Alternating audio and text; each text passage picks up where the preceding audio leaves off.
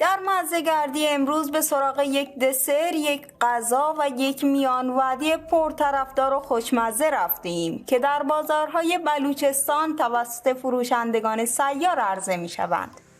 اول از همه چوله که یک میان وعده خوشمزه است را معرفی می کنیم. چوله از نخود، ادویه مخصوص و با سالاد کلم و خیار درست می شود و در بازار نیز برخی فروشندگان سیار اقدام به فروش آن می کنند. اوه خیلی خوشمزه است. عاشق غذای تندم. حالا به سراغ این آقا رفتیم که تخم مرغ را با کلی مخلفات به طور زیبایی داخل یک نان برگر میگذارد و تحویلمان میدهد. واقعا این تخم مرغ را اگر از دست بدهید نصف عمرتان به فناست.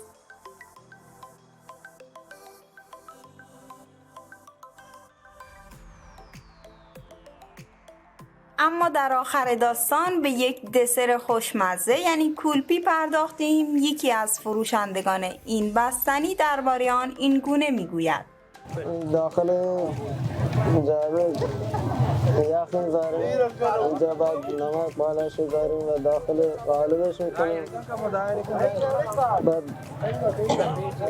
با شیر و هل و بادام اینا درست میشه. بعد اینجا داخل بعد اینجا منجمد میشه، بعد داخل آب میکنیم، بعد میکشیم.